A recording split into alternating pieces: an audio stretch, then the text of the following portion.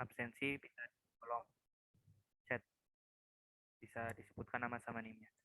Oke, sekarang kita akan melanjutkan ke bab 3 bagian 1. Karena terakhir kita sudah membahas sampai bab 2 bagian 2. Nah, kita seperti biasa mulai dari pembahasan dari nomor 2. Kita disuruh mencari semua titik kritis, nilai maksimum dan nilai minimum dari suatu gambar-gambar yang dari suatu grafik yang diberikan berikut. Oke, kita ingat-ingat lagi yang dipelajari di kelas. Titik kritis itu ada apa aja sih? Ada 3 macam ya. Ada titik ujung, ada stasioner, ada juga titik singular di sini. Berarti kalau misalkan yang A, kira-kira jawabannya apa sih? Ya, kita cari titik ujungnya dulu. Titik ujung itu adalah interval paling kiri dan paling kanan dari si soalnya atau dari si gambar tersebut. Nah, kalau kita lihat di situ, untuk yang paling kiri ada di X sama dengan min 1, dan yang paling kanan ada di X sama dengan 2. Nah, itu jadi titik ujungnya. Nah, sekarang kalau stasionernya bagaimana? Kalau stasioner itu apa sih? Yang F aksennya 0. Nah, F aksen itu akan 0 kalau apa tuh? Kalau misalkan garis singungnya sejajar dengan sumbu X, yang udah pernah kita pelajari sebelumnya. Nah, berarti dia ada di dua tempat tuh. Kalau kita lihat dari grafik yang kita punya, dia ada di dua tempat tuh yang garis singungnya sejajar dengan sumbu X. Berarti dia ada di 0 sama di 1,5. Itu jadi stasioner. Nah, sekarang kalau singular, dari yang dipelajari di kelas, berarti yang nggak punya turunan. Ingat-ingat lagi yang bab 2 bagian 1. Suatu grafik itu akan nggak punya turunan kalau apa sih? Kalau nggak kontinu, kalau patah, atau yang gradiennya sejajar dengan sumbu Y. Nah, di sini kan dia selalu kontinu, nggak ada yang patah juga, dan nggak ada yang gradiennya sejajar dengan sumbu Y. Berarti di situ nanti tidak punya singular. Nah, baru kita cari si nilai maksimum sama nilai minimumnya. Kalau nilai maksimum bagaimana? Ya yang paling tinggi di sini. Ada di Y sama dengan 1. Itu nilai maksimumnya. Kalau nilai minimumnya bagaimana? Ya yang paling rendah. Dia ada di min 1. Itu kan yang paling rendah tuh yang punya nilai fungsi. Nah, itu untuk yang A. Sekarang ke yang B. Kalau yang B di sini titik ujungnya ada di mana sih? Titik ujungnya di situ berarti ada yang paling kiri sama paling kanan. Kebetulan sama-sama min 1 dan 2. Nah, kalau stasionernya berarti kita cari Nggak yang salah, nggak gradiennya salah. sejajar dengan sumbu X. Yang gradiennya sejajar Anjing dengan goblok sumbu X terus. ada di mana? Kalau yang sejajar dengan sumbu X berarti ada di satu tempat di sini. Berarti dia itu ini jadi titik stasioner di X sama dengan 0. Nah, sekarang kalau singularnya bagaimana? Nah, sekarang ada nih, karena dari grafiknya ada yang patah tuh, atau ada yang ngebentuk sudut, yaitu di X sama dengan 1. Ya udah itu jadi titik singular. Nah, baru kita nyari maksimum sama minimumnya lagi kayak tadi. Maksimumnya ada Y sama dengan 1. Kalau yang minimumnya ada Y sama dengan min 1. Karena itu yang paling kecil. Nah, sekarang kalau yang C. Sama kayak tadi, cari titik ujungnya dulu. Yang paling kiri ada di min 1, yang paling kanan ada di 2. Nah, sekarang kalau stasionernya bagaimana? Berarti yang sejajar dengan sumbu X garis singgungnya. Ada di satu tempat tuh. Dia ada di X sama dengan 1. Terus kalau singularnya bagaimana? Kalau singularnya, ada yang nggak kontinu nggak? Nggak ada. Ada yang patah kayak yang B tadi nggak? Nggak ada juga. Tapi ada yang garis singgungnya di situ sejajar dengan sumbu Y tuh. Kalau kita buat. Artinya apa? Berarti di X sama dengan 0 tersebut jadi singular. Nah, terus kita cari maksimumnya. Kalau maksimumnya ada Y sama dengan 2. Kalau minimumnya di situ ada Y sama dengan 0. Kalau yang D, titik ujungnya di situ ada X sama dengan min 1 dan ada X sama dengan 2. Kalau stasionernya bagaimana? Kalau stasionernya di situ berarti nggak ada tuh. Kenapa nggak ada? Karena kalau kita lihat dari fungsi yang kita punya, dia nggak ada yang garis ilmiah sejajar dengan sumbu X karena selalu miring di situ. Nah, sekarang kalau singularnya. Kalau singularnya di situ berarti ada yang nggak kontinu di situ. Ya udah berarti di X sama dengan 0 yang nggak kontinu tersebut jadi titik singular. Ada lagi nggak tuh? Nggak ada, karena nggak ada yang patah dan nggak ada yang garis ilmiah sejajar dengan sumbu Y seperti yang C tadi. Ya udah berarti singularnya cuma satu buah doang, yaitu di X sama dengan 0. Nah, sekarang kita ke maksimum sama minimumnya. Ini agak berbeda nih. Untuk yang D, dia maksimumnya nanti dia tidak punya. Kenapa nggak punya? Karena yang paling tinggi itu ada di 1, sedangkan di 1 tersebut dia bulatannya bulatan kosong. Artinya nggak pernah sampai 1 di situ, cuma mendekati doang. Ya udah berarti dia nggak punya maksimum karena kita nggak tahu sampai sedekat apa di situ. Kecuali bulatannya bulatan penuh, baru dia jadi nilai maksimum. Nah, begitu pula untuk yang minimumnya, yang paling kecil di min 1, tapi bulatannya kosong, berarti dia juga tidak punya nilai minimum. Sampai sini untuk yang nomor 1 ini, apakah ada yang mau ditanya? Belum ada. Oke, Kak, sekarang izin. Kak, kenapa? izin bedanya. Buat yang tadi yang nomor ini, yang singularnya di X sama dengan 0, itu tadi kenapa ya, Kak? Ya, karena syarat suatu fungsi nggak kontinu salah satu fungsi yang nggak punya turunan itu ciri-cirinya apa? Yang nggak kontinu kan? Kan kalau nggak kontinu limit kiri sama kanannya berbeda. Akibatnya nggak punya turunan kan? Kan kalau singular itu yang nggak punya turunan.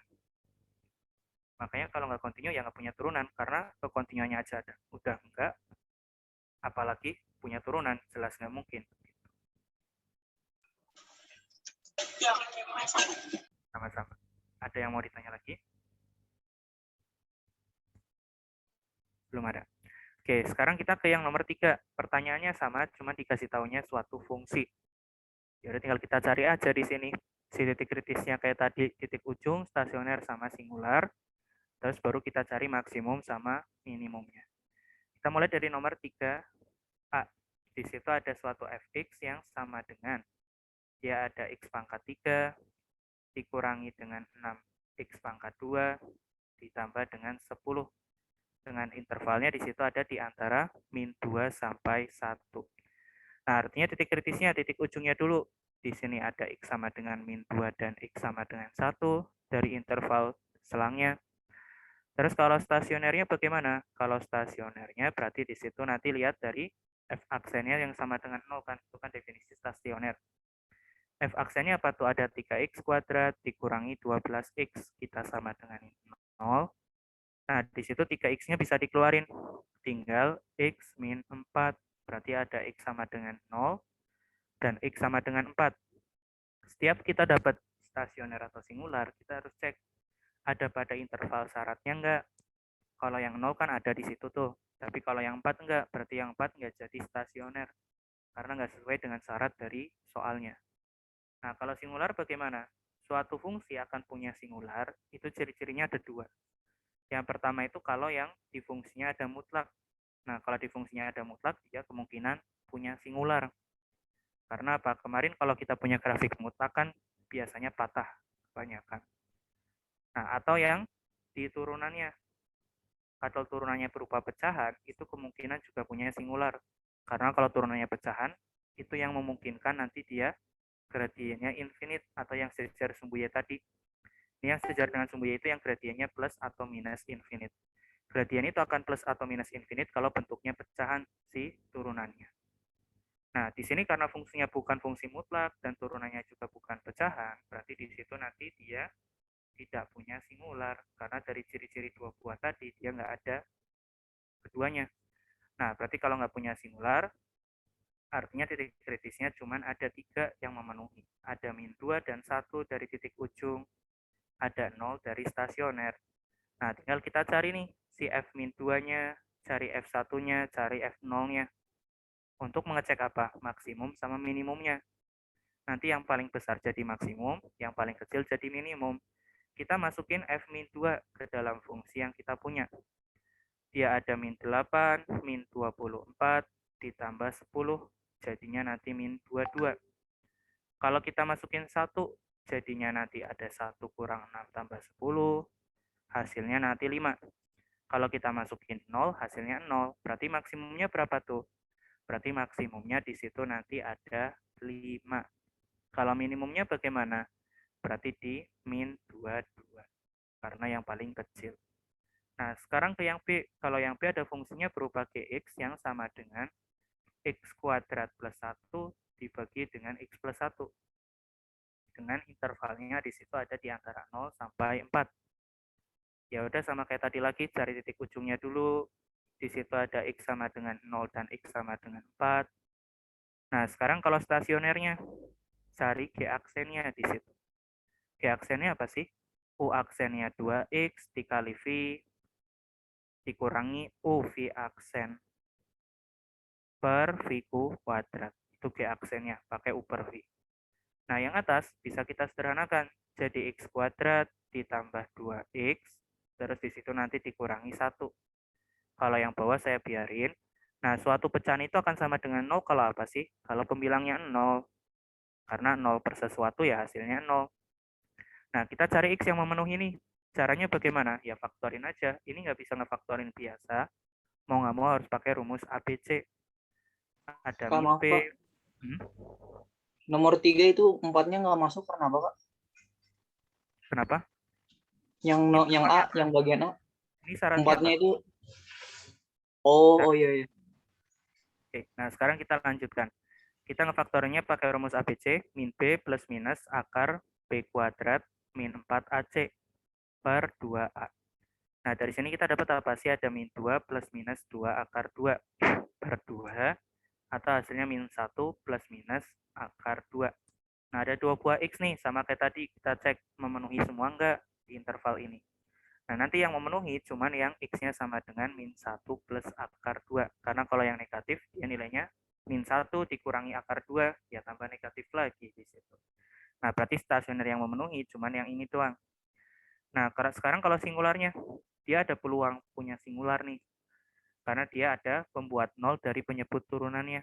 Kan kalau turunannya itu penyebutnya 0, nanti sesuatu per 0 jadinya apa tuh?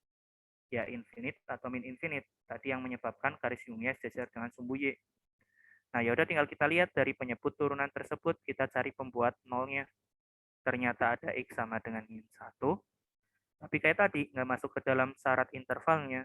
Berarti ini juga dicoret atau nggak masuk.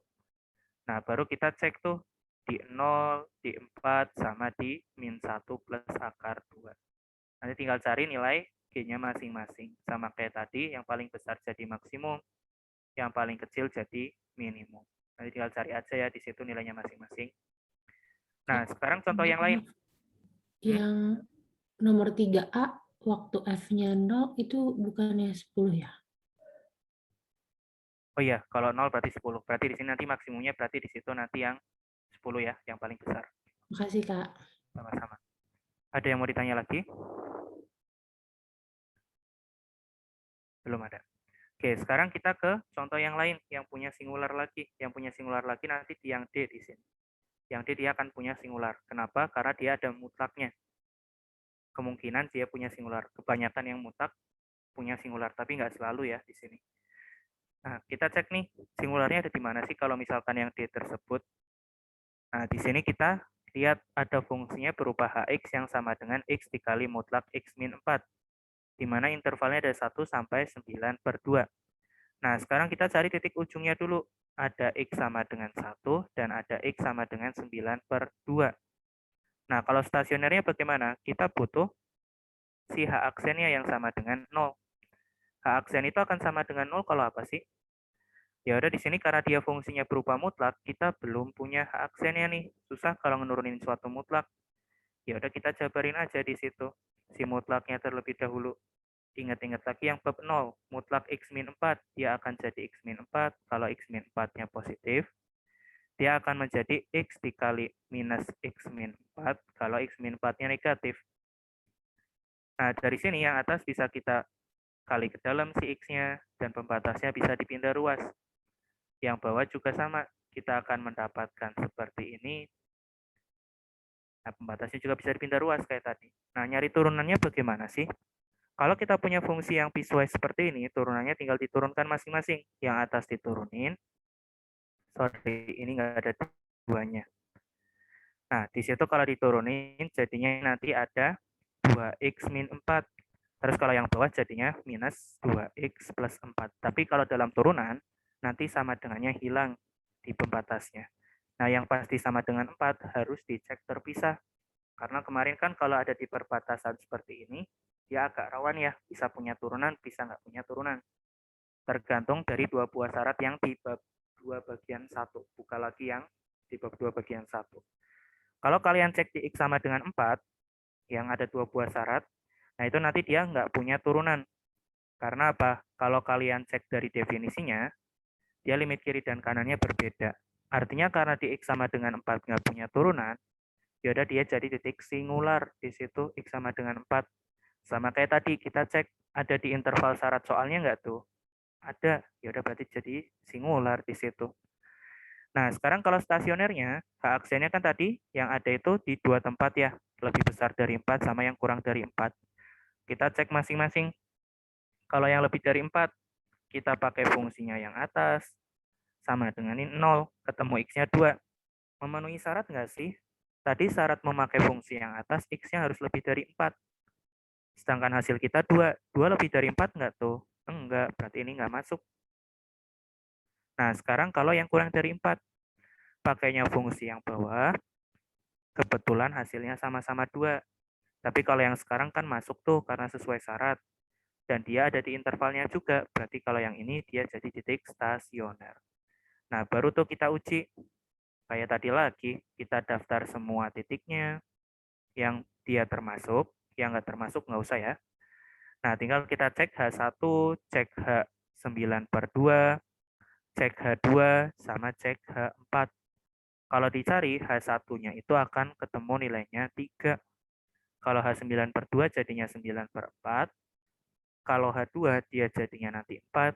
Kalau H4 jadinya 0. Ya udah ini jadi nilai maksimumnya karena yang paling besar. Ini jadi nilai minimumnya. Gitu. Sampai sini apakah ada yang mau ditanya? Kak, saya ingin bertanya. Boleh. Itu misalnya kalau ada dua fungsi kayak gini, terus setelah diturunkan, turunan dari kiri sama kanannya itu misalnya sama. Misalnya ini X sama dengan X-nya sama dengan 4. Setelah diturunkan menggunakan substitusikan ke fungsi turunan satu, fungsi pertama sama fungsi turunan dari fungsi kedua itu nilainya sama, itu tetap tidak ada turunannya atau ada, Pak? Jangan substitusi ke turunannya ya. Ngeceknya ke definisi yang kemarin yang dipelajari di bab 2 bagian 1. Kalau limit kiri kanannya sama, ya berarti di situ kalau dia continue ya, yang jelas cek continue dulu. Terus limit dari turunannya sama, ya berarti dia punya turunan. Di sini tadi tergantung nilai turunannya berapa. Kalau nilai turunannya 4, ya berarti dia nggak jadi apa-apa. Kalau nilai turunannya ternyata 0, ya berarti di situ nanti jadi titik stasioner. Gitu. Itu kalau misalkan punya turunan. Ngeceknya jangan substitusi ke sini ya. Nggak boleh kita ngecek substitusi ke sini. Ngeceknya harus pakai sesuai definisi yang udah dipelajari dari bab 2 kemarin. Gitu. Sampai sini ada yang mau ditanya? Nggak ada. Oke. Nah, sekarang kita lanjut ke selanjutnya, nomor 4, tentang kemonotonan di sini. Nah, untuk kemonotonan, di sini kita ingat-ingat lagi yang dipelajari di kelas. Kemonotonan itu ada monoton naik, ada monoton turun. Di mana akan monoton naik kalau F aksennya positif, akan monoton turun kalau F aksennya negatif. Yang jelas dalam pengecekan kemonotonan, kita harus cek dulu daerah asalnya. Karena yang perlu kita cek kemonotonannya cuma di daerah asal aja. Yang di luar daerah asal, nggak usah kita cek. Nah, misal saya ambil untuk yang A. Untuk yang A, di situ ada fx-nya, dia sama dengan ada x kuadrat dikali 2x min 3. Tadi kita disuruh mengecek kemonotonan nih. Nah, kita lihat daerah asalnya dulu. Daerah asalnya bilangan real, berarti keseluruhan x-nya nanti akan kita cek di sini. Mana buku-buku? Nah, dari sini, karena tadi kemonotonan, kan kita butuh f aksen. Nah, sebelum ke f aksen, ini x kuadratnya saya kali ke dalam dulu deh, biar nyari turunannya lebih mudah. Kita cari f aksennya, kita akan mendapatkan 6x kuadrat min 6x. Nah, kita cari yang monoton naik dulu. Monoton naik itu ketika apa sih? Ketika f aksennya positif. F aksennya kita masukin yang kita punya tadi. 6x-nya bisa dikeluarin. Di sini kita dapat x sama dengan 0 dan x sama dengan 1 di situ. Nah, kita tinggal buat garis bilangan. Karena apa? Ini pertidaksamaan nih. Cara menyelesaikannya kan dengan garis bilangan kan ya, yang dari bab 0. Kita pembatasnya ada 0 dan 1, dan kita ngeceknya keseluruhan garis bilangan, karena tadi domainnya bilangan real. Kalau kita cek misalkan di min 1 kepertidaksamaannya, dia jadinya apa sih? Jadinya positif. Kalau dicek setengah jadi negatif, dicek di 2 jadinya positif. Berarti di sini naik, karena f aksennya positif, di sini turun, karena negatif, di sini naik. Berarti kesimpulan akhirnya, dia akan monoton naik kalau x-nya lebih besar dari 0, atau X-nya lebih besar dari 1. Sorry, X-nya kurang dari 0 atau yang lebih besar dari 1. Kalau turunnya bagaimana? Berarti yang negatif tadi atau yang di antara 0 sampai 1. Nah, sekarang saya contohkan yang ada syarat domainnya. Dia ada di yang B atau C. Kita ambil salah satu, misalkan yang C di sini. Dia ada suatu fungsinya berupa Gx yang sama dengan ada setengah X pangkat 3 dikurangi 3 akar X ditambah dengan di situ ada 1. Nah, kalau sekarang dia bukan bilangan real domainnya nih. Karena apa? Karena ada akar. Kalau ada akar dari bab 0 syaratnya apa sih? Yang di dalam akarnya harus positif. Berarti nanti yang dari garis bilangannya yang kita tinjau cuman yang lebih besar dari 0 di situ. Nah, artinya apa? Di sini kita cari G aksennya dulu kayak tadi. Karena butuh kemonotonan, kalau kita turunkan, dia jadinya akan seperti ini. Nah, kita baru cari monoton naiknya kayak tadi. Ya, meskipun nanti juga akan sekaligus dapat monoton turunnya sih. Nah, kita dapat di sini nanti yang lebih besar dari 0 dulu. Faktorinya bagaimana tuh? 3/2-nya bisa keluar, itu tinggal seperti ini. Karena di situ kan pangkat min setengah itu kan akar, tapi di penyebut. Nah, di sini karena mengandung pecahan, ingat-ingat lagi yang bab 0, harus kita samain penyebut dulu. Kita akan mendapatkan seperti ini. Nah, kalau misalkan pertidasamaan yang mengandung pecahan, untuk pembatas garis bilangannya kita cari pembuat 0 dari pembilang, serta dari penyebutnya. Nah, di sini kita ketemu 0 sama 1 nih. Nah, berarti kita ada 0, ada 1, dan di sini nanti yang negatif kita abaikan, karena tadi nggak masuk syarat domain. Kita cek nih, kalau di 2, ngeceknya kemana? Ya ke F aksen ya, atau ke G aksen yang ada di pertidaksamaan tadi. Kalau kita cek misalkan angka 4, dia akan positif. Kalau di setengah atau seperempat, dia akan negatif. Berarti di sini turun, di sini naik. Berarti dia akan naik ketika X-nya lebih dari 1. Kalau turunnya, berarti cuma di antara 0 sampai 1. Nah, itu untuk kemonotonan. Sampai sini apakah ada yang mau ditanya?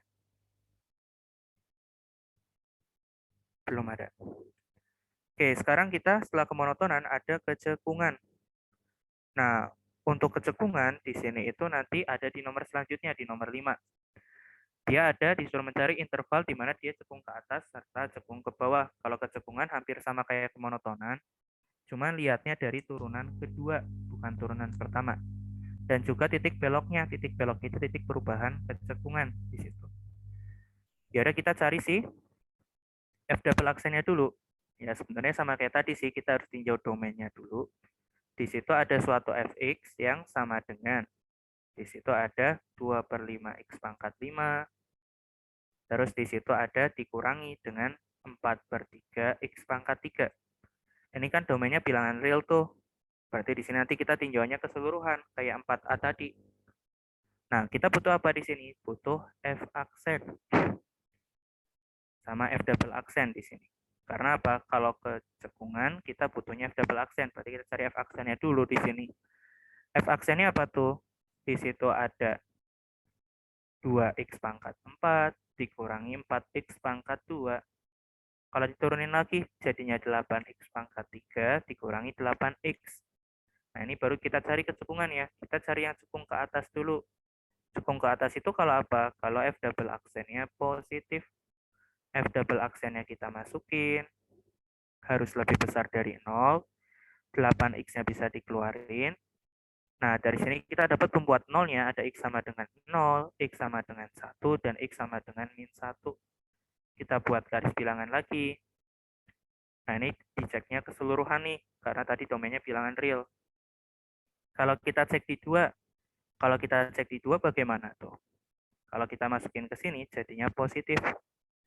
Kalau kita masukin setengah negatif, kalau min setengah positif, kalau min 2 negatif, ini kebetulan aja ya, dari yang kita cek ini selang-seling semua, tapi nggak selalu selang-seling seperti ini. Nah, dari sini kita dapat apa sih? Berarti yang negatif cekung ke bawah, yang positif cekung ke atas, ini cekung ke bawah lagi, ini cekung ke atas. Ya udah, berarti dia akan cekung ke atas di mana tuh? Dia akan cekung ke atas, dia ketika di X-nya, di antara min 1 sampai 0, atau X-nya lebih dari 1. Kalau cekung ke bawahnya bagaimana? Kalau cekung ke bawahnya berarti dia ketika X-nya kurang dari min 1 atau di antara 0 sampai 1. Kalau titik beloknya, di sini terjadi kecekungan atau perubahan kecekungan itu ada di mana sih? Ya di 1 ini, karena dari cekung ke bawah jadi cekung ke atas, di 0 juga, dan di min 1 juga, berarti ada 3 buah. Karena di situ juga semua titiknya masuk ke dalam domain. Berarti kita cari titik belok semua di situ. Tapi kalau misalkan ada syarat domainnya, misalkan syarat domainnya nggak boleh 0, ya udah berarti di situ nanti yang titik belok cuman 1 sama min 1. Jadi perhatikan juga domainnya ya. Nah, ini berarti jadi titik beloknya. Begitu pula kalau misalkan nih, kita dapatnya nggak selang-seling, misalkan dapatnya seperti ini. Maka di situ nanti titik beloknya cuman yang min 1 aja ya. Karena yang terjadi perubahan kecekungan cuma di min 1. Itu kalau kita hasilnya nggak selang-seling seperti tadi. Gitu. Nah ini untuk yang nomor 5. Sisanya akan sama saja. Ngeceknya seperti ini. Sampai sini apakah ada yang mau ditanya?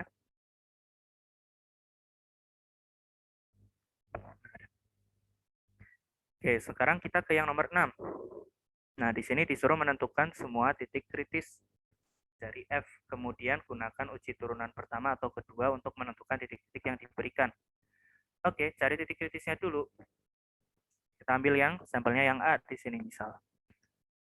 Nah, untuk nomor 6A, di situ ada soalnya berupa ya ada fx yang sama dengan di situ ada x pangkat 3 dikurangi 6x kuadrat lalu ditambah 9x lalu ada dikurang 1.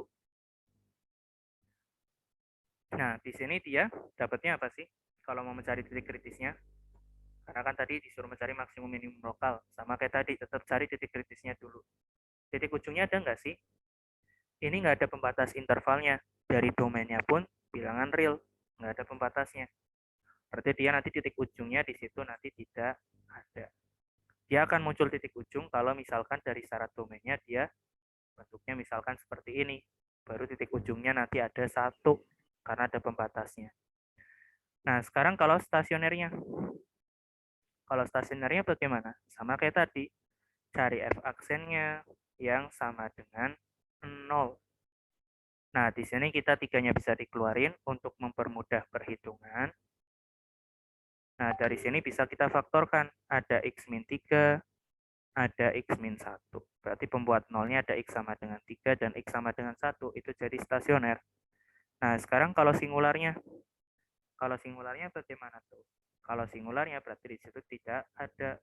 Karena di situ nggak ada pecahan di turunannya. Dan fungsinya juga bukan fungsi mutlak. Nah, ya udah tinggal kita pakai uji turunan nih. Terserah mau pakai uji turunan yang keberapa, tapi disuruh soal tadi kan pakai keduanya. Ya udah kita coba pakai uji turunan pertama deh. Kalau pakai uji turunan pertama, caranya bagaimana sih? Kita buat garis bilangan. Nah, kita masukin si titik kritis tadi, kan ada 2 buah tuh, di 1 sama di 3. Nah, sama kayak tadi lagi, cek tanda. Ngeceknya kemana? Ke F aksen. Karena namanya uji turunan pertama ya berarti ngeceknya ke F aksen. Nah, kita coba tuh. Misal di sini kita di 0. Kalau 0 dimasukin ke F aksen, jadinya positif. Kalau 2 negatif, kalau 3 positif. Berarti di sini naik, terus turun, terus naik. Berarti di 1 ini nanti jadi titik yang menyebabkan kita akan mendapatkan maksimum lokal. Jadi maksimum lokalnya di X sama dengan 1 ini. Karena apa? Habis naik terus turun. Berarti dia ada di puncak. Begitu pula di yang 3. Kalau yang 3 habis turun terus naik, berarti dia ada di dasar lembah tuh. Berarti di situ nanti jadi titik minimum lokalnya. Di X sama dengan 3. Nah, itu kesimpulan kalau dipakai uji turunan pertama. Karena kita disuruh mencarinya adalah titik yang memberikan nilai maksimum dan minimum. Berarti X yang kita cari. Nah, sekarang kalau yang uji turunan kedua, kesimpulannya sih harusnya sama ya di sini. Kalau nggak disuruh soal secara spesifik, pilih salah satu aja, nggak masalah. Nah, kalau uji turunan kedua, kita nggak pakai garis bilangan. Kita cari F double aksennya dulu. Di situ ada 6x min 12. Nah, kalau mau pakai uji turunan kedua, si titik kritis tadi yang 2 buah, kita masing-masing dimasukin ke F double aksen. Kalau dimasukin 1, jadinya min 6. Kalau dari uji turunan kedua kan kalau F double aksennya negatif, berarti dia jadi titik maksimum lokal. Nah, kalau yang 3, kalau kita masukin ke F double aksen, jadinya 6, berarti kan positif, berarti dia jadi titik minimum lokal. Nah, kalau kita lihat kesimpulannya sama persis tuh. Di 1 itu jadi maksimum lokal, di 3 jadi titik minimum lokal. Nah, harusnya selalu sama seperti ini. Kalau berbeda, kemungkinan ya ada yang salah di salah satunya. Gitu. Dan tadi kalau misalkan disuruh soalnya nggak harus pakai dua-duanya, ya pilih salah satu aja. Terserah pakai yang mana. Sampai sini apakah ada yang mau ditanya? Nggak ada. Oke, sekarang kita masuk ke maksimum minimum global. Tapi dia yang nggak ada batas intervalnya di sini. Kalau tadi kan kalau yang di 2 sama 3 ada pembatas intervalnya. Kalau sekarang nggak ada pembatas intervalnya. Tapi disuruhnya global nih atau keseluruhan. Nah, cara mencarinya bagaimana sih kalau nggak ada batas intervalnya? Di sini nanti kita akan pakai kombinasi antara yang lokal serta yang awal tadi di sini. Nah, di sini kita misalkan yang nomor 7A nih. Di nomor 7A di situ ada fx-nya sama dengan ada x pangkat di situ ada 6x pangkat 4, terus di situ ada dikurangi 8x pangkat 3, lalu di situ ada minus 24x kuadrat ditambah dengan 1. Nah, kalau ditanya maksimum minimum, selalu yang dilakukan pertama adalah mencari titik kritis. Titik ujungnya ada nggak sih di sini? Kalau kita lihat, ini domainnya bilangan real dan nggak ada pembatasnya. Berarti di situ nanti titik ujungnya dia tidak punya. Nah, kalau misalkan titik stasionernya bagaimana? Ya kita turunkan di situ. Ada 24x pangkat 3 minus 24x kuadrat minus 48x. Itu kalau kita turunkan. Ya udah di sini 24x-nya bisa dikeluarin, yang depan tinggal x kuadrat, yang tengah tinggal min x, kalau yang belakang tinggal min 2. Di mana di situ nanti yang belakang bisa difaktorin. Kita dapat apa sih? Ada x sama dengan 0, ada x sama dengan 2, dan ada x sama dengan min 1. Kalau singularnya bagaimana? Karena di sini fungsinya bukan mutlak dan turunannya bukan pecahan, berarti dia tidak punya singular. Nah, cara mencari maksimum minimum globalnya bagaimana? Kita cari calonnya dulu. Calonnya itu adalah maksimum minimum lokal. Kita bisa menggunakan uji turunan pertama di sini. Yang sering digunakan uji turunan pertama, karena lebih mudah di situ. Kita lihat dari si titik-titik kritisnya. Ada min 1, ada 0, ada 2. Kita cek nih ke F aksen ya. Misal kita ambil dia nilai ada 3 misal. Kalau 3 kita masukin ke sini, atau misalkan 1 deh yang paling gampang. Kalau misalkan kita 1 masukin ke sini jadinya 24 kurang 24 dikurangi 48 berarti di sini nanti negatif. Dan kebetulan nanti di sini dia selang-seling, dia seperti ini. Artinya apa? Di sini turun, terus di sini naik, terus di sini turun, terus di sini naik. Nah, kita cari calon maksimumnya dulu. Calonnya ada apa aja sih? Calon maksimum itu ada di sini atau di X sama dengan 0. Atau bisa juga di ujung-ujungnya nih, karena di sini naik terus. Dan di situ nanti, karena ujung kanannya infinite, ujung kirinya juga min infinite, berarti di sini kalau yang X sama dengan 0 kan kita nyarinya F0 tuh untuk mencari nilainya. Kita akan dapat 1 kalau dimasukin ke sini. Kalau ujung kiri sama kanannya bagaimana cara mencarinya? Kita bisa menggunakan limit menuju infinite sama limit menuju min infinite. Kenapa? Karena kita nggak tahu tuh itu membesarnya sampai berapa di situ. Nah, kita limitkan nih si menuju infinite tadi. Limit dari 6x pangkat 4 dikurangi 8x pangkat 3 dikurangi 24x kuadrat ditambah 1. Kalau kita masukkan infinite, hasilnya akan infinite. Ingat-ingat lagi yang bab 1. Nah, yang ini juga sama. Kalau kita masukin si min infinite-nya, dia juga hasilnya akan infinite juga. Karena kita mau mencarinya maksimum, berarti yang paling besar dari calon-calon tadi. Yang paling besar infinite nih. Cuman di situ hasil limit. Nah, kalau hasil dari suatu limit, dia nggak bisa jadi maksimum. Karena dia cuma mendekati doang. Artinya dari sini kesimpulannya dia tidak punya nilai maksimum. Dia akan punya maksimum kalau misalkan di sini misalkan nih limitnya hasilnya 1. Tapi kalau yang di sini misalkan hasilnya 2. Nah, yang paling besar kan yang dari titik X1. berarti dia punya nilai maksimum, yaitu di 2 tersebut. Gitu. Jadi nilai maksimum atau minimum itu harus yang berasal dari nilai eksak. Gitu. Nah, sekarang kalau yang minimum, calonnya ada di mana aja sih? Ada di 2 tempat nih di sini.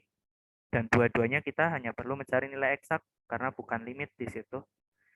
Ya udah tinggal cari aja yang paling kecil antara F-1 dengan F2-nya. Kalau F-1 berapa tuh? Kalau kita masukin ke sini, kita akan mendapatkan ada 6 ditambah 8 dikurangi 24 ditambah 1. Hasilnya nanti berapa sih di situ? Hasilnya nanti di situ akan min 9. Kalau yang dimasukin 2, berarti ada 6 dikali dengan 16. 6 dikali dengan 16, dia hasilnya nanti akan 96. Terus di situ ada dikurangi 8 kali 8 atau 64. Kalau yang belakang ada 24 dikali dengan 4. Jadinya 96 lagi ditambah 1. Ini habis, berarti tinggal nanti minus 63. Ini yang lebih kecil nih, dan dia berasal dari nilai eksak. Berarti di situ nanti jadi nilai minimumnya. Gitu. Itu untuk mencari nilai maksimum minimum global. Cari calonnya dulu. Kalau maksimum cari yang paling besar. Kalau ternyata yang paling besar di situ dari nilai eksak, berarti dia jadi maksimum. Kalau yang terbesar bukan dari nilai eksak, ya udah berarti dia nggak punya maksimum. Begitu pula untuk minimum. Sampai sini apakah ada yang mau ditanya? Kak, izin bertanya. Boleh. Jadi kalau yang pilihan mini itu min 9 sama infinite, berarti tetap nggak punya titik minimum? Nggak punya, karena dia min infinite kan lebih kecil, dan kita min infinite-nya sampai berapapun kan kita nggak tahu. Baik, Kak. Terima kasih. Sama-sama. Begitu pula kalau misalkan di sini, misalkan nih, ini 2, ini 3, ini 3.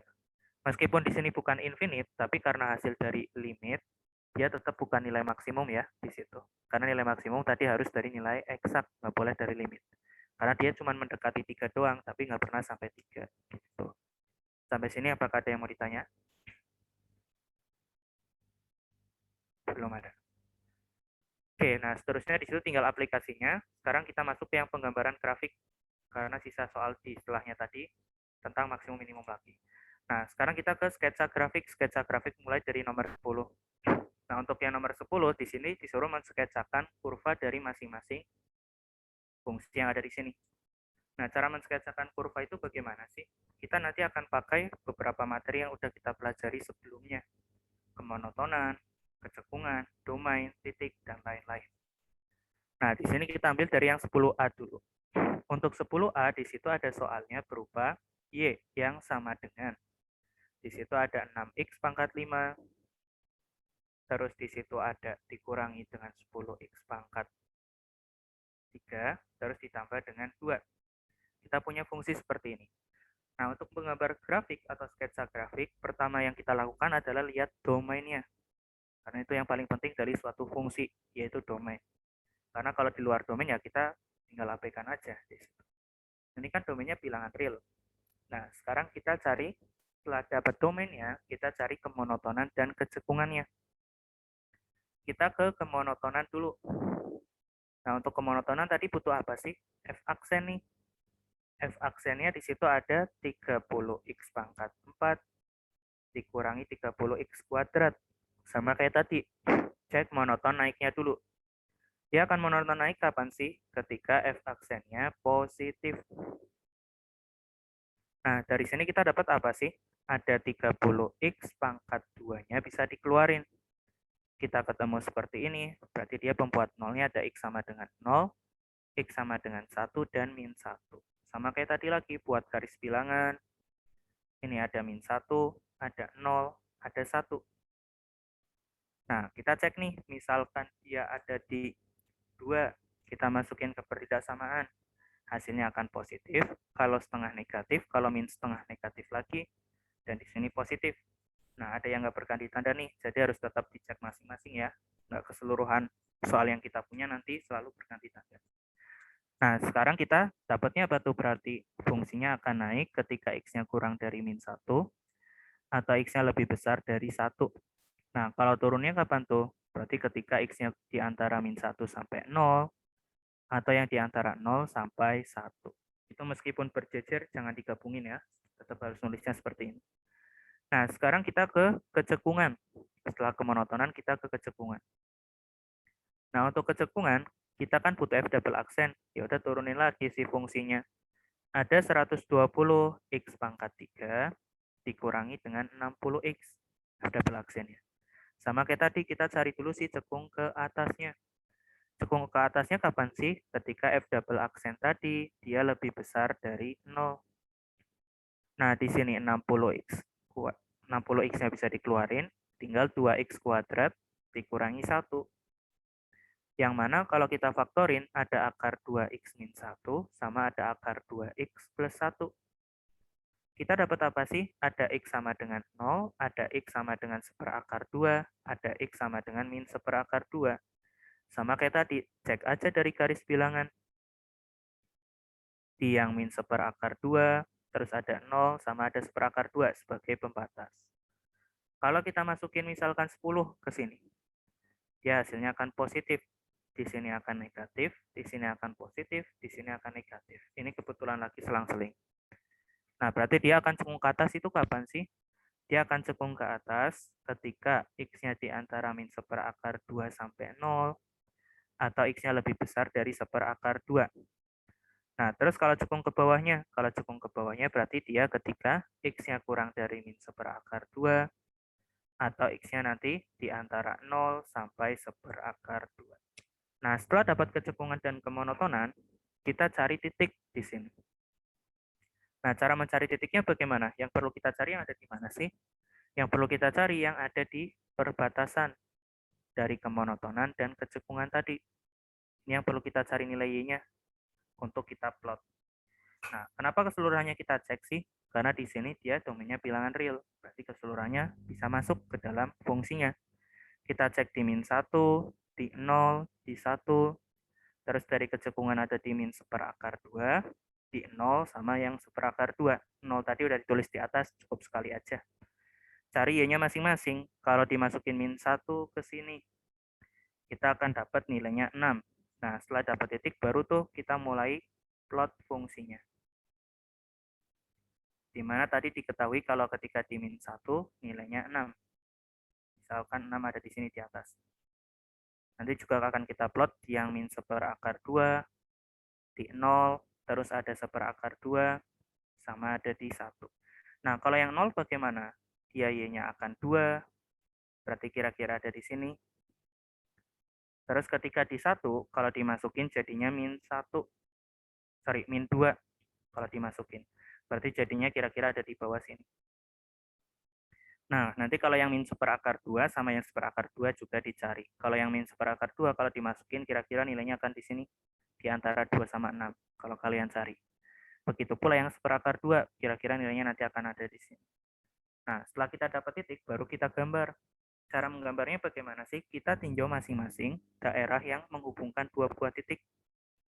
Nah, ada di sini sampai sini, yang min 1 sampai min seperakar 2, terus min seperakar 2 sampai 0, terus ada 0 sampai seperakar 2, sama seperakar 2 sampai 1. Begitu pula untuk yang paling kirinya, sama yang paling kanannya. Kita mulai dari yang paling kiri dulu. Untuk yang kurang dari min 1. Kalau kurang dari min 1, grafiknya naik atau turun sih?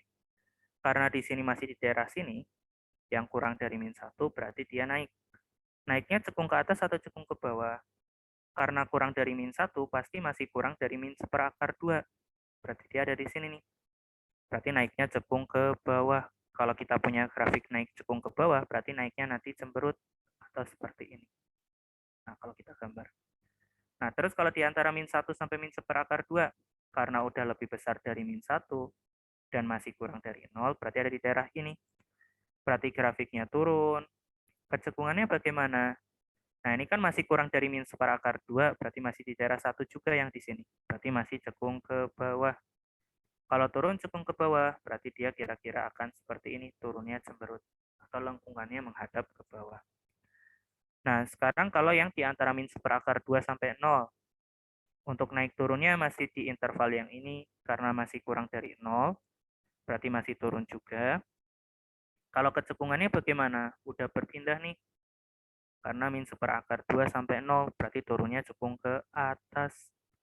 Kalau turun cekung ke atas, berarti dia turunnya tersenyum kayak gini.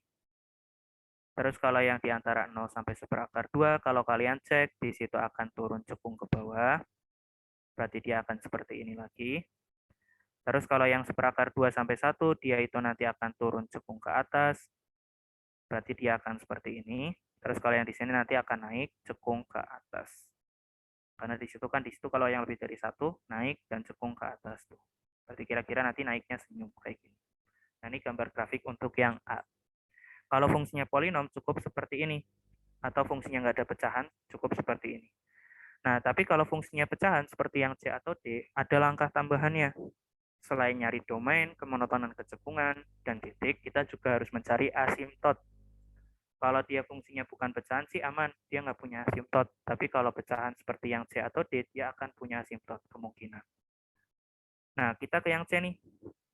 Sebagai contoh, dia ada Y yang sama dengan ada X per X kuadrat min 9. Nah, kita cari nih domainnya dulu, kayak tadi. Domainnya apa tuh? X nggak boleh 3, dan X nggak boleh min 3. Nah, setelah itu kita cari si kemonotonan. Kemonotonan kita butuh apa sih? Kita butuh F aksen. Kalau kalian cari F aksennya pakai U per V, di situ akan ketemu min X kuadrat min 9 per X kuadrat min 9 pangkat 2. Nah, dari sini berarti kita cari monoton naiknya dulu. Monoton naiknya kapan tuh? Ketika yang min X kuadrat min 9 per X kuadrat min 9 dikuadratinnya lebih dari 0. Nah, ada peridak sama nih yang mengandung pecahan. Ya udah cari pembuat 0 dari pembilang. Nah, ternyata nggak ada tuh, karena ini nggak bisa difaktorin. Nah, kalau dari penyebutnya ada nggak tuh? Ada di situ, karena bisa difaktorin X min 3 dan X plus 3. Nah, berarti kan ada X sama dengan 3 dan ada X sama dengan min 3. Kita buat garis bilangan. Nah, ini jadi pembatas. Kebetulan dia juga syarat domainnya nggak boleh di situ. Pas banget jadi pembatas, berarti dia bulatannya kosong. Nah, dari sini kita cek ke F aksennya. Kalau dicek, dia semuanya negatif di sini. Artinya apa? Dia untuk naiknya, dia tidak pernah. Kalau turunnya bagaimana? Kalau turunnya di situ nanti ada di X kurang dari min 3, atau di antara min 3 sampai 3, atau yang lebih besar dari 3. Nah, sekarang kita ke kecekungan. Kalau kecekungan butuh F double aksen nih. F double aksen ya, kita dapat apa sih? Kalau kalian cari, dia akan menemukan F double aksennya, dia akan berubah seperti ini. Nah, dari sini kita tinggal cek cekung ke atasnya. Cekung ke atasnya berarti kayak tadi lagi, dari F double aksennya, di situ harus positif. Nah, sama kayak tadi, cari pembuat 0 dari pembilang, itu 2X-nya bisa dikeluarin. Nah, berarti kita cuma dapat X sama dengan 0, karena yang belakang nggak bisa difaktorin. Yang bawah sama kayak tadi, ada X sama dengan 3 dan min 3. Ya udah sekarang garis bilangannya pembatasnya ada 3 buah nih. Ada 0, min 3, dan 3. Kalau kita cek di situ, misal kita ambil angka 4. 4 kalau dimasukin ke sini akan positif, di sini akan negatif, di sini akan positif, di sini akan negatif. Artinya cekung ke atasnya ketika di min 3 sampai 0 atau lebih besar dari 3. Kalau cekung ke bawahnya bagaimana? Kalau yang kurang dari min 3 atau di antara 0 sampai 3. Nah, di sini ada langkah tambahannya. Kalau misalkan mencari titiknya bagaimana? Mencari titiknya cukup di 0 aja ya. Karena min 3 dan 3 ini dia nggak masuk ke domain. Berarti cukup di 0 doang. Kalau di 0, dia nilai titiknya berapa sih? Ada y-nya berarti 0 juga, karena 0 per min 9. Nah, selain nyari titik, kita juga nyari asimtot di sini. Karena dia bentuknya si pecahan tadi. Nah, untuk asimtot datar bagaimana? Ingat-ingat lagi ya, yang bab 1 yang tentang limit. Asimtot datar kita cari limit menuju infinite dan min infinite dari fungsi yang kita punya di awal. Nah, kalau kalian cari, di situ kebetulan hasilnya sama-sama 0. Berarti asimtot datarnya cuma 1, yaitu y sama dengan 0. Kalau asimtot tegaknya, kita kemarin cari calonnya dulu, yaitu nanti pembuat 0 dari penyebut. Kebetulan nanti kalau kalian cek, dia dua-duanya jadi asimtot tegak. Ingat-ingat lagi yang untuk pengecekannya, buka lagi yang bab 1. Nah, baru kita gambar nih. sama kayak tadi, plot dulu titiknya, tadi ada di 0,0. Nah, sekarang kita buat juga asimtotnya. Asimtot datarnya ada Y sama dengan 0 atau sumbu X. Asimtot tegaknya ada X sama dengan min 3. Sama ada X sama dengan 3.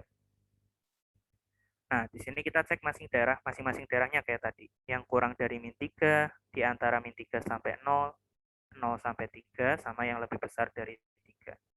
Nah, kalau yang kurang dari min 3, grafiknya turun.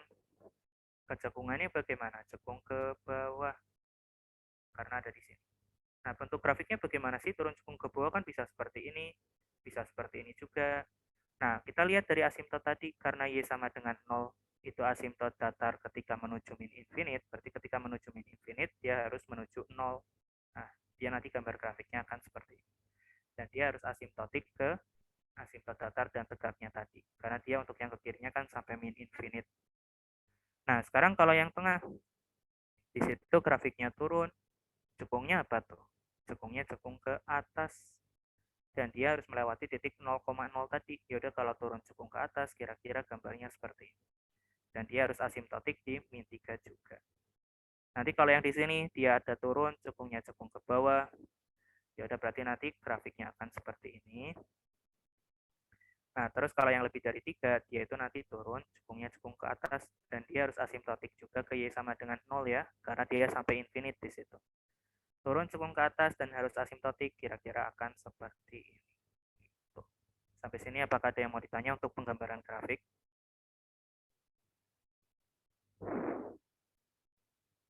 Belum ada. Oke, kadang juga dikasih taunya, dia bukan fungsinya, tapi udah dalam kondisi seperti yang nomor 12 nih. Dia ada beberapa kondisi yang diketahui, kita disuruh menggambar atau sketsa grafiknya. Nah, pada dasarnya caranya sama aja kayak tadi. Lihat dari domainnya dulu. Karena yang diketahui sama fungsi soalnya itu cuman continue di 1 sampai 5, ya udah berarti nanti yang kita gambar cuman X-nya dari 1 sampai 5 aja. Karena itu yang diketahui continue. Berarti ada 1, 2, 3, 4, 5. Nah, itu yang akan kita gambar dari 1 sampai 5 doang. Nah, sekarang kita plot titiknya kayak tadi lagi. Diketahui F1-nya 3, F5-nya juga 3. Berarti di 1 nanti nilainya 3, di atas ini. Di 5 juga sama. Terus ketika di 2, nilainya 0, berarti kira-kira ada di sini. Nah, terus di sini kalau misalkan di 3, dia nilainya 1, berarti agak lebih ke atas sedikit. Nah, terus ketika di 4, nilainya 2, berarti ada di atasnya lagi. Nah, setelah plot titik tadi apa? Kita lihat dari kemonotonan sama kecekungan. Nah, di sini tentang kemonotonan dan kecekungan, dia diketahuinya dari 3 sampai 5-nya di situ. Dia ada F aksen positif berarti dia itu naik. Naiknya di mana? Di 2 sampai 4 sama 4 sampai 5 yang diketahui soal tersebut. Nah, terus yang F aksen negatif berarti dia yang turun. Berarti turunnya di situ nanti dari 1 sampai 2 yang diketahui di sini. Kalau yang nomor 4, kita dapat apa tuh? Itu stasioner. Karena apa? F aksennya 0. Kalau yang dari 5, F double aksen negatif nih, berarti dia akan cekung ke bawah di antara 3 sampai 4. Terus dia akan cekung ke atasnya, atau yang double aksennya positif, dia itu nanti akan ada di antara 1 sampai 2, atau dari 4 sampai 5. Nah, tinggal kita plot nih, kayak tadi, pelan-pelan, antara dua buah titik. Yang dari 1 sampai 2, di situ fungsinya turun. Cekungnya apa? Cekungnya cekung ke atas. Berarti kalau turun cekung ke atas, dia nanti akan seperti ini, turunnya senyum. Nah, kalau 2 sampai 3 bagaimana? 2 sampai 3 ada di wilayah 2 sampai 4 nih. Berarti dia udah naik. Kecekungannya bagaimana? Dia nggak ada yang hubungan antara 3 dan 2 nih, atau 2 dan 3. Nah, kalau kita nggak tahu seperti ini bagaimana? Kita lihat dari sifat yang lain. Karena di F aksen 2-nya harus sebagai stasioner, berarti harus punya turunan kan di situ. Ya udah berarti harus mulus. Biar mulus fungsinya bagaimana tuh? Berarti harus cekung ke atas juga. Biar nanti grafiknya mulus pasti 2. Nggak patah. Kan kalau kita jadinya cekung ke bawah nanti patah tuh. Kalau kita buat cekung ke bawah. Itu kan patah kan ya. Berarti nanti nggak punya turunan atau nggak jadi stasioner. Tapi karena perintah tadi harus stasioner, berarti kita harus tetap cekung ke atas, meskipun tadi nggak diketahui. Nah, sekarang kalau yang dari 3 sampai 4, kalau 3 sampai 4 di situ ada di wilayah 2 sampai 4 juga nih kayak tadi, berarti masih naik. Kecekungannya apa? Sekarang ada nih, dia cekung ke bawah. Berarti kalau naik cekung ke bawah, dia akan kita punya seperti ini. Terus kalau yang 4 sampai 5, di situ nanti akan naik cekung ke atas. Dia akan seperti ini. Nah, ini bentuk grafiknya untuk yang nomor 12. Sampai sini apakah ada yang mau ditanya? Belum ada. Oke, sekarang kita masuk ke masalah praktis atau pemodelan matematika. Kalau tadi kan kita pakai monoton naik, monoton turun, cekung ke atas, cekung ke bawah. Sekarang kita akan masuk ke aplikasinya dari maksimum dan minimum. Dan di sini bentuk-bentuk soalnya soal-soal cerita. Tergantung ceritanya tentunya, nanti beda-beda pengerjaannya. Nah, kita mulai dari nomor 14 di sini untuk yang pemodelan matematika. Yang nomor 14A, kita disuruh mencari nilai maksimum dari perkalian dua buah bilangan real yang jumlahnya 6. Nah, tadi kalau mau menghitung maksimum minimum kan kita butuh apa tuh? Kita butuh fungsinya. Fungsinya apa yang mau dimaksimumkan untuk 14A? Untuk 14A, di situ yang mau dimaksimumkan perkalian dua buah bilangan. Ya, misalin aja bilangan satunya X, bilangan duanya Y. Dengan syaratnya apa? Jumlahnya itu harus 6 dan nggak ada syarat lain. Berarti dia X tambah Y-nya harus 6. Dengan X dan Y-nya bebas, mau positif, mau negatif, mau 0, nggak masalah. Nah, cara mencari maksimumnya bagaimana sih? Tadi kalau kita mencari maksimum minimum kan fungsinya dalam satu berubah atau dalam satu variabel. Nah, sekarang ada dua variabel nih, ada X, ada Y. Cara mencarinya bagaimana? Kita bisa sederhanakan. Dengan cara di situ nanti menggunakan si pembatasnya tadi. Ini kita dapat Y-nya sama dengan 6 min X, bisa kita masukin. Nah, baru tuh jadi Fx di situ. Dia ada X dikali dengan 6 min X, atau jadinya ada 6X dikurangi X kuadrat. Nah, setelah dapat fungsinya, dan nggak ada pembatasnya lagi, baru cari titik kritis. Tadi kan kalau nyari maksimum minimum, selalu titik kritisnya dulu ya. Kita cari titik ujungnya. Karena nggak ada interval pembatasnya, berarti di situ titik ujungnya tidak ada. Lalu stasioner nih. Kalau stasionernya bagaimana? F aksennya yang sama dengan 0. Kita ketemu X sama dengan 3. Karena di sini nggak ada syaratnya, ya pasti masuk berarti di situ. Nah, sekarang kalau singularnya, dia nggak punya. Karena apa? Karena fungsinya bukan mutlak, turunannya juga bukan pecahan. Nah, berarti titik kritisnya cuma 1. Nah, ini kan nyari maksimum, sebenarnya maksimumnya maksimum global di sini. Karena secara keseluruhan. Nah, sama kayak tadi lagi yang nyari maksimum global, kita pakai uji turunan pertama dulu untuk melihat calonnya. Kalau kita lihat di situ, pembatasnya cuma 3 dari titik kritis. Kalau kita cek misalkan di 1 ke dalam turunannya, dia akan positif. Kalau misalkan dia di 4, dia akan negatif. Berarti naik terus turun. Yang dicari tadi maksimum, pas banget calonnya cuma 1. Ya udah berarti X sama dengan X sama dengan 3 tadi, itu yang membuat fungsinya menjadi maksimum. Karena di situ kita bisa mencari F3-nya tuh. Ini kan yang calonnya cuma 1, berarti cuma itu doang. Kalau kita masukin 3-nya ke sini, ya hasilnya nanti ada 18 kurang 9, berarti hasilnya 9. Berarti hasil kali maksimumnya adalah 9. Dan angkanya ada X sama dengan 3, Y-nya juga 3 kalau kita masukin ke sini. Nah, sekarang kita ke yang B. Kalau yang B disuruh mencarinya nilai minimum dari penjumlahan dua buah bilangan real positif. Ya sama kayak tadi lagi, buat dulu aja fungsinya. Karena penjumlahan ya berarti X tambah Y. Dengan syaratnya apa? Sekarang ada syaratnya nih, harus positif dan hasil kalinya ada 4. Berarti X-nya harus lebih besar dari 0, Y-nya juga harus lebih besar dari 0. Dan X dikali Y-nya harus sama dengan 4. Sama kayak tadi, rubah dulu aja ke Fx. Ini bisa kita dapat Y-nya sama dengan 4 per X. X-nya bisa jadi penyebut karena tadi syaratnya positif, nggak boleh 0. Nah, sekarang kita masukin ada X ditambah 4 per X. Baru tuh kita cari titik kritisnya. Titik ujungnya ada nggak sih? Nah, ini nggak ada sama dengannya nih, meskipun ada pembatasnya, berarti titik ujungnya tetap tidak ada. Dia akan ada kalau dia di situ ada sama dengannya, di 0-nya. Nah, sekarang kita cari stasionernya. Stasionernya bagaimana tuh? Stasionernya berarti kita cari F aksennya. F aksennya apa tuh? X jadinya 1, 4 per X kalau diturunin jadinya seperti ini. Sama dengan itu aja dengan 0. Di situ ada X kuadrat, yang atasnya ada X kuadrat min 4, sama dengan 0. Nah, berarti dari sini kita dapat apa sih? Suatu pecahan akan 0 kalau yang di atasnya 0.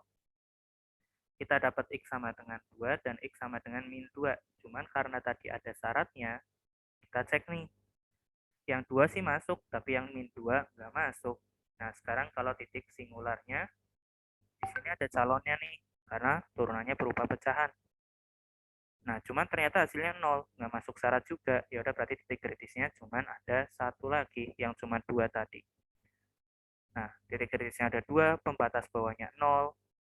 Kita cek nih uji turunan pertamanya, plus minusnya. Kalau kita masukin 1 negatif, dimasukin 3 jadi positif, habis itu turun, berarti di sini naik. Artinya apa tuh? Yang ditanya tadi apa sih? Minimum calonnya cuma ada 1. Ya udah berarti di X sama dengan 2 tadi, dia jadi nilai minimumnya ketika X-nya 2. Nah, hasil tambahnya berapa? Ya dimasukin ke F-nya. Karena yang ditanya tadi hasil penjumlahannya, bukan si angka 2-nya. Kita masukin ke F-nya, kita akan ketemu hasilnya 4. Berarti penjumlahan dua buah bilangan yang paling kecil, kalau yang hasil kalinya 4, itu adalah 4 juga. Sampai sini apakah ada yang mau ditanya? Pak, mau nanya. Itu tadi batas X lebih besar dari 0 sama Y lebih besar dari 0 itu dari mana ya? Ini kalimatnya apa? Oh, oke. Siap. Ya, makasih, Pak. Sama-sama. Ada yang mau ditanya lagi? Enggak ada. Oke, sekarang kita lanjut ke nomor selanjutnya, nomor 15. Ini aplikasinya dia agak lebih rumit dikit. Ya, diketahui ada suatu persegi panjang berada di atas sumbu X dan di bawah kurva Y sama dengan 12 min X kuadrat. Ya udah kita gambar dulu persegi panjangnya bagaimana. Di sini ada sumbu X, terus dia di bawah Y sama dengan 12 min X kuadrat. Kan kalau kita gambar seperti ini. Nah, berarti gambar persegi panjangnya kira-kira akan seperti ini. Nah, kita disuruh mencari apa sih? Kita disuruh mencari luas maksimum persegi panjangnya. Nah, kita lihat yang mau dimaksimumkan. Yang mau dimaksimumkan itu apa sih? Ya luasnya, di mana luas persegi panjang kali lebar. Nah, panjangnya apa tuh? Kita nggak tahu nih panjang dari sini ke sampai sini itu apa. Lebarnya juga belum tahu. Nah, tapi yang jelas kalau kita ambil titik di sini itu kan ada X, Y tuh. Berarti ini ada X, di sini ada Y, di sini min X, karena simetri di situ. Nah, dari sini kita dapat apa sih kalau panjangnya? Jarak dari sini ke sini sejauh X. Dari min X ke 0, jaraknya juga sejauh X. Berarti dia panjangnya apa? 2X. Kita masukin, lebarnya apa? Dari bawah ke atas ya jadinya Y-nya. Nah, karena tadi titiknya ada di grafik Y sama dengan 12 min X kuadrat, berarti si panjang tersebut, si lebar tersebut bisa kita ganti. Y-nya menjadi 12 min X kuadrat. Nah, ini jadi fungsi dalam variabel X-nya. Karena udah dalam X semua di situ. Nah, dari sini kita dapat apa sih? Ada pembatasnya nggak tuh? Karena di sini panjangnya 2X, panjang itu boleh negatif nggak? Nggak boleh, berarti X-nya harus positif. Dan ada batas atasnya nggak tuh? Ini persegi panjangnya bisa membesar terus nih X-nya. Cuman ada batas atasnya, yaitu ketika sampai ke titik potong sini. Karena kalau udah melebihi titik potong nanti bentuk persegi panjangnya di bawah sumbu X, padahal syaratnya tadi harus di atas sumbu X. Ya udah kita lihat dari titik potong tersebut, X-nya berapa sih di situ? Ya tinggal nyari perpotongannya, nanti akan ketemu akar 12, berarti ini jadi akar 12. Dan ini tanpa sama dengan ya, karena di situ kalau X-nya 0, nanti persegi panjangnya nggak kebentuk dong, karena panjangnya 0 di situ. Nah, dari sini sama kayak tadi. Di sini kita lanjut ke titik kritisnya, titik ujungnya dulu. Titik ujungnya ada nggak tuh? Di situ tidak ada, karena di sini nggak ada sama dengannya. Nah, sekarang kalau stasionernya. Kalau stasionernya cari turunannya. Ada 24 min 8x kuadrat. Kita sama denganin 0. Nah, di situ 8-nya bisa kita keluarkan. Bukan 8, 6 turunannya. Berarti yang dikeluarin bukan 8, tapi 6-nya. Nah, ini 6-nya kalau kita keluarkan, jadinya nanti ada 4 min X kuadrat. Kita dapat X sama dengan 2 dan X sama dengan min 2. Berarti kalau di antara 0 sampai akar 12 yang kita ambil yang mana tuh? Cuman yang 2 doang ya. Karena tadi panjang nggak boleh negatif. Nah, sekarang kalau singularnya, di situ juga tidak ada. Tinggal kita cek lagi kayak tadi, pembatas bawahnya 0, pembatas atasnya ada akar 12. Terus di sini ada stasionernya 2. Kita cek tanda. Kalau 1 masukin ke sini positif, di sini negatif nanti. Habis naik turun. Yang dicari maksimum. Pas banget di sini. Calonnya cuma 1. Berarti dia ketika X-nya 2, dia jadi titik maksimumnya. Kalau luasnya berapa? Ya tinggal nyari L2. L2 berapa tuh? Ada 24 kali 2 jadi 48. Dikurangi 2 kali 8, 16. Hasilnya 32. Itu kalau ditanya luasnya. Kalau ditanya ukuran persegi panjangnya, ya tinggal nyari panjang sama lebarnya. Berarti X-nya masukin ke sini kalau nyari panjang. Kalau lebarnya berarti di situ tadi kan lebarnya Y, berarti dimasukin ke sini. Sampai sini apakah ada yang mau ditanya?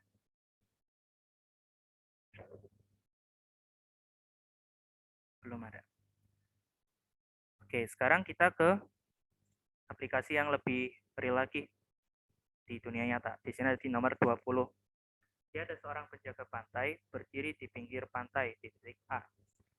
Kemudian dia melihat ada anak tenggelam di titik B di sini, yang jaraknya dari si A tersebut adalah 14 meter. Nah, jika jarak terdekat dari anak yang tenggelam itu ke bibir pantai adalah BP, ini jarak terdekatnya ada 4 akar 6, seperti pada gambar. Nah, terus diketahui lagi, jika penjaga pantai sanggup berlari dengan kecepatan 5, berarti V larinya ada 5, dan sanggup berenang dengan kecepatan 1, berarti V renangnya sama dengan 1. Kita disuruh mencari minimum lagi nih dari waktu yang dibutuhkan untuk menyelamatkan anak tersebut. Nah, di sini berarti kalau kita lihat, kita harus memodelkan dulu ke matematik nih.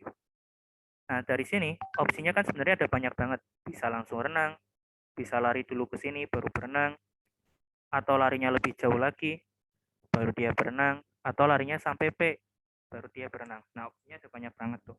Yang berubah-ubah itu apa sih? Cara kelarinya. Ya udah, cara kelarinya saya misalin sebagai XD di situ. Kita coba ilustrasikan di sini tadi. Kalau kita misalin cara kelarinya adalah suatu X yang bisa berubah-ubah. Nah, di sini ada A, ini ada B, ini ada P. Ini ada 4 akar 6, ini ada 14. Nah, misalkan tadi larinya saya misalnya sebagai X, dengan X-nya bisa berubah-ubah. Tergantung kemauan si penjaga pantainya. X-nya pun bisa 0 kalau tadi langsung berenang. Nah, nanti habis lari dia akan berenang menuju ke titik B tadi. Di mana di sini hubungannya siku-siku. Nah, tadi diketahui lagi ada V larinya, dia ada 5 dan V renangnya atau kecepatan renangnya 1. Yang ditanya itu apa sih? Kita disuruh meminimumkan waktunya. Misalkan waktunya saya misalnya sebagai fungsi T dan bergantung sama X, karena tadi kita misalnya sebagai variabel X. Nah, untuk mencari waktu itu apa sih? Kalau dalam fisika, waktu itu kan sebenarnya jarak dibagi dengan kecepatan ya. Ya udah, kita berarti kalau misalkan di sini ada waktu untuk larinya, ditambah juga waktu untuk berenangnya. Nah, berarti di sini nanti kita dapat apa tuh? Waktu larinya. Jarak larinya tadi X, kecepatannya ada 5. Nah, yang renangnya juga sama, jarak per kecepatan. Jarak renangnya apa tuh? Kita belum tahu nih, ini fungsinya apa. Tapi kita bisa mencari tahu, karena panjang AP-nya bisa kita cari dengan Pitagoras, dapatnya 10. Nah, dari sini kita dapatnya berarti 10 min X, berarti kita bisa mencari tuh jarak si larinya. Pakai Pitagoras lagi, cari jarak dari berenangnya, pakai Pitagoras lagi. 4 akar 6 dikuadratin jadi 96, lalu ditambah dengan 10 min X dikuadratin. Nah, ini jadi jarak berlarinya. Dimana di situ kalau yang di dalamnya dijabarkan yang belakang, kita akan mendapatkan seperti ini. Nah, ini jadi si jarak berenangnya. Nah, udah dapat jarak berenangnya, dibagi dengan kecepatannya. Kecepatannya tadi 1. Ya udah, berarti fungsinya cukup seperti ini. X-nya ada pembatasnya nggak sih? Pembatas bawahnya kan 0 tadi, kalau langsung berenang. Terus kalau misalkan batas atasnya apa? Ya, ketika dia larinya sampai P di sini, baru dia berenang. Kalau larinya sampai P, berarti panjang X-nya nanti 10. Nah, udah ada pembatas, udah ada TX-nya. Kayak tadi lagi di situ. Kita cari si titik kritisnya. Titik ujungnya ada apa aja tuh? Ada 0 dan ada 10. Nah, sekarang kalau stasionernya bagaimana? Ya, cari turunannya. Ada 1/5 kalau dari yang depan. Kalau dari yang belakang, kalau kalian turunin si fungsi akar ini, dia akan menjadi min 10 ditambah dengan X per, di situ nanti ada akar dari 196 min 20X plus X kuadrat. Nah, dia harus sama dengan 0. Nah, dari sini cara menyelesaikannya bagaimana? Nah, ini kita samain penyebut dulu ke 5 akar sesuatu tadi. Nah, di situ nanti yang atas berarti yang 1 dikali dengan akarnya. Terus kalau yang belakang bagaimana? Kalau yang belakang di situ nanti dikali 5.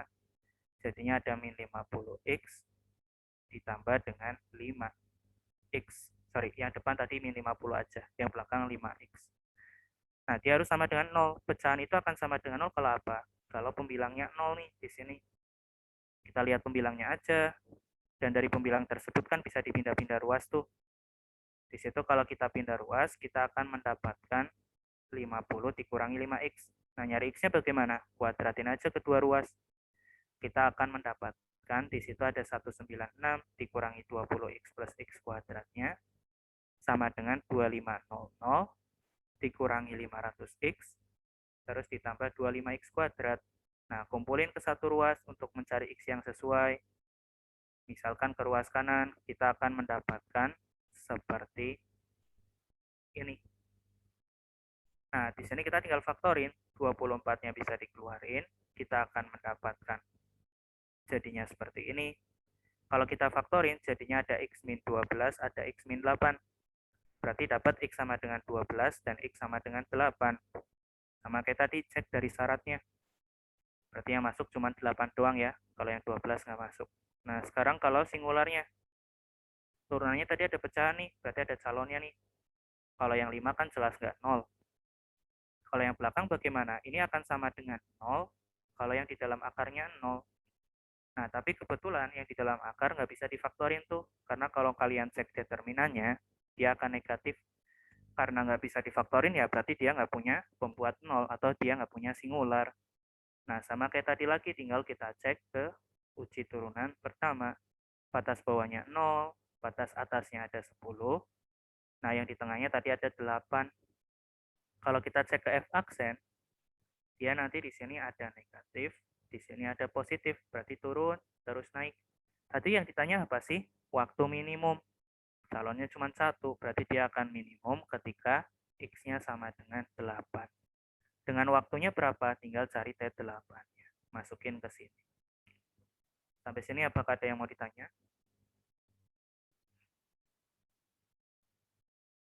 Belum ada. Nah, sekarang kita masuk ke bab terakhir yang sebelum UTS. Ada teorema nilai rata-rata. Nah, untuk teorema nilai rata-rata di sini ada di nomor 21 yang setelahnya tuh. Kita disuruh mengecek apakah teorema nilai rata-rata untuk turunan berlaku pada fungsi dan interval berikut. Jika iya, tentukan nilai C yang memenuhi teorema tersebut. Oke, berarti kita lihat dari syaratnya dulu ya. Kalau yang diajarin di kelas bagaimana teorema nilai rata-rata? Teorema nilai rata-rata dia punya 2 buah syarat, yaitu fungsinya harus kontinu dan terdiferensialkan pada interval yang diberikan di situ. Nah, kalau kita lihat misalkan yang A nih. Kalau yang 21A di situ ada fungsinya fx yang sama dengan x kuadrat min x plus 1. Intervalnya ada di min 1 sampai 3. Nah, kalau kita cek, ini kan selalu kontinu ya, karena fungsinya fungsi polinom di situ. Dia nggak ada kendala sama sekali dalam kekontinuan, karena akan mulus-mulus aja fungsinya. Nah, ini dia akan selalu kontinu. Kenapa selalu kontinu? Karena di situ berupa polinom. Nah, turunannya apa? Sorry, dia terdiferensialkan nggak sih? Dia juga terdiferensialkan. Kenapa? Karena dia nggak punya singular sama sekali. Yang namanya terdiferensialkan itu harus selalu punya turunan di interval yang diberikan. Nah, tapi kan di sini nggak punya singular, berarti dia akan selalu terdiferensialkan di situ. Nah, karena dia udah selalu kontinu dan selalu terdiferensialkan, berarti di sini kita TNR-nya bisa berlaku. Tadi kalau TNR-nya bisa berlaku bagaimana? Kita disuruh mencari nilai C yang memenuhi teorema tersebut. Kalau dari TNR, dia memenuhi suatu persamaan yang berbunyi F aksen C sama dengan FB dikurangi dengan FA per B min A. Dengan B dan A-nya itu dari intervalnya. Berarti kita akan mendapatkan F aksen C-nya sama dengan F3 dikurangi dengan F min 1 per, di situ nanti ada 3 dikurangi min 1. F aksen C-nya apa? Kita cari F aksen X-nya dulu. F aksen X-nya jadinya nanti ada 2X min 1. Berarti kalau F aksen C ya jadinya 2C min 1. Karena X-nya tinggal diganti dengan C. F3-nya berapa? Tinggal kita masukin ke sini. Ada 9 kurang 3 tambah 1. Kalau dimasukin min 1 jadinya seperti ini. Yang bawah jadinya 4. Yang atas nanti kalau dihitung jadinya 4 juga. Berarti hasilnya 1. Artinya kalau satunya dipindah ruas jadinya 2. Berarti C-nya nanti akan 1. Nah, setiap kita bisa mendapatkan C-nya, kita harus cek dulu masuk interval ini enggak seperti tadi. Karena ada pembatasnya. Nah, ternyata masuk. Ya udah ini jadi jawabannya. Kalau yang B bagaimana tuh? Yang B di sini, ini juga selalu kontinu karena nggak ada kendala apapun. Tapi di situ nanti tidak terdiferensialkan. Karena apa? Karena dx sama dengan 1, di situ tidak punya turunan tuh. Karena dia akan menjadi titik singular. Kalau kalian cek di 1, nanti limit kiri sama limit kanannya, dari si definisi turunannya akan berbeda. Nah, karena dx sama dengan 1 tidak punya turunan, dan x sama dengan 1 itu ada di interval ini, berarti dapat kita simpulkan untuk yang B, dia TNR-nya tidak berlaku. Karena ada salah satu syarat yang tidak terpenuhi. Kecuali di sini intervalnya kita rubah jadi 3 sampai 5. Nah, ini baru masih bisa berlaku. Kenapa? Karena yang tadi nggak punya turunan nggak ada di interval ini. Yang di interval tersebut masih aman-aman aja. Berarti kalau intervalnya 3 sampai 5 dia masih bisa berlaku ya TNR-nya. Nah, kalau yang C bagaimana? Ini juga selalu kontinu karena fungsinya aman-aman aja di situ. Nah, dan dia juga akan selalu punya turunan. Karena kalau kalian lihat di situ nanti dia nggak punya singular. Nah, berarti untuk yang ini TNR juga berlaku. Nah, begitu pula untuk yang D. Kalau yang D juga berlaku. Nah, kalau yang E ini yang harus hati-hati. Karena bisa aja dia nggak punya, bisa aja dia nggak kontinu. Karena apa? Dia ada penyebut di sini. Kan kalau kita punya suatu fungsi berupa penyebut, ada syaratnya ya, T-nya nggak boleh 3 di sini. Artinya apa? Di 3 tersebut, dia nggak punya nilai eksak yang mengakibatkan dia nanti nggak kontinu. Tapi untungnya, kalau yang di sini, selangnya 0 sampai 2. Kalau 0 sampai 2 kan berarti masih aman. Berarti di situ nanti untuk yang E, dia TNR-nya juga masih berlaku. Karena kalau kalian cek di turunannya, dia itu nanti singularnya juga nggak ada. Atau ada sih, tapi dia di 3. 3 itu kan nggak masuk interval. Berarti masih aman-aman aja. Sampai sini apakah ada yang mau ditanya?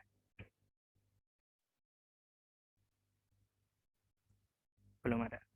Nah, sekarang kita ke yang nomor 22. Ini juga tentang teorema nilai rata-rata. Cuma dikasih taunya grafik. Ya, kita cek dulu dari syaratnya tadi. Tentang kekontinuan dan keterdiferensialan. Dari grafik A sampai B, ini kan dua-duanya selalu kontinu tuh, karena grafiknya aman-aman aja. Dan dia juga nggak punya singular tuh, karena titik singular itu ciri-cirinya apa tuh kalau dari nomor 2 tadi yang awal-awal? Kalau grafiknya patah, atau gradiennya infinite, atau yang sejajar dengan sumbu Y. Nah, di sini nggak ada yang patah, dan nggak ada yang sejajar dengan sumbu Y gradiennya. Jadi aman-aman aja. Kedua buah syarat tadi dia memenuhi.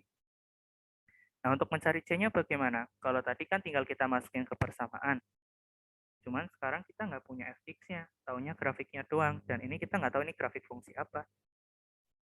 Nah, cara mencari C-nya kalau dikasihnya grafik seperti ini, cukup mudah di sini.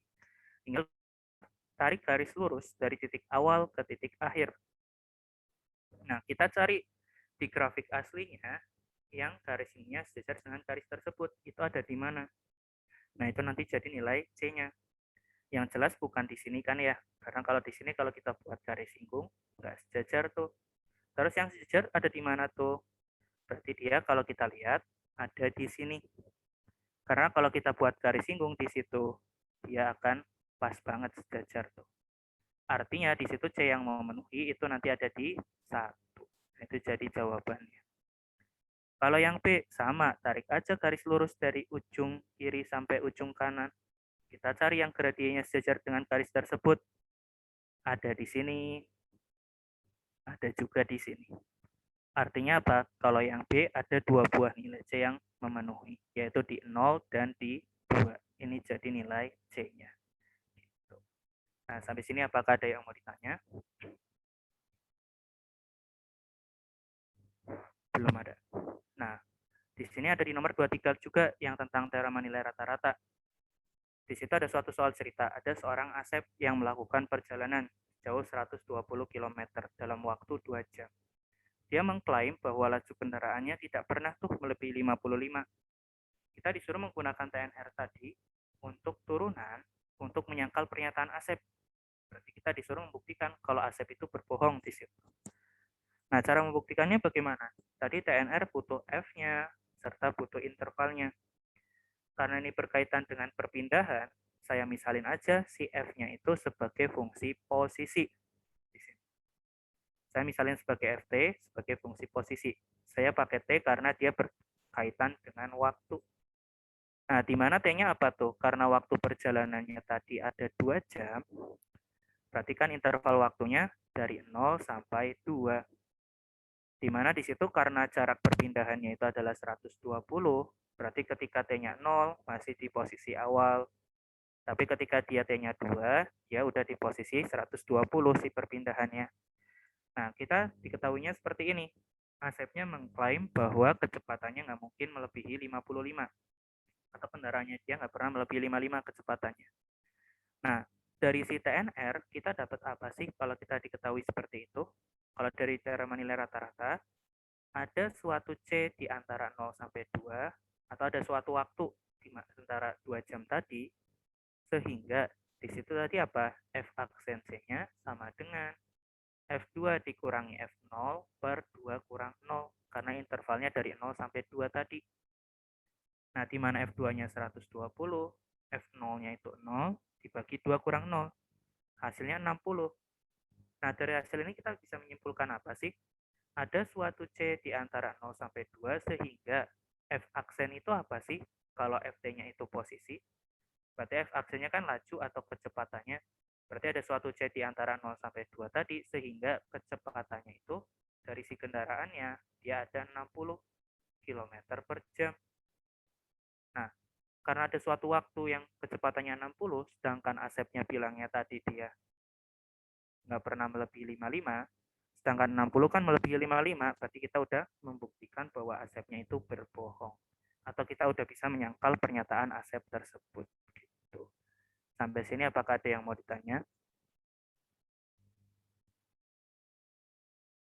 Belum ada. Oke, kalau belum ada, secara materi udah habis untuk yang UTS nanti. Terakhir sampai teorema nilai rata-rata ini untuk materi UTS-nya. Oke, dari keseluruhan yang kita bahas hari ini, untuk tutorial apakah ada yang mau ditanya? Dari saya belum sih. Belum ada. Oke, kalau belum ada, mungkin untuk yang hari ini kita tutorialnya sampai di sini dulu. Untuk yang belum absen, seperti biasa ya, bisa ke kolom chat. Sekian dari saya, terima kasih, semoga bermanfaat. Wassalamualaikum warahmatullahi wabarakatuh. Terima kasih, Kak. Waalaikumsalam. Terima kasih, Kak. Terima kasih, Kak. Terima kasih, Kak. Terima kasih, Kak.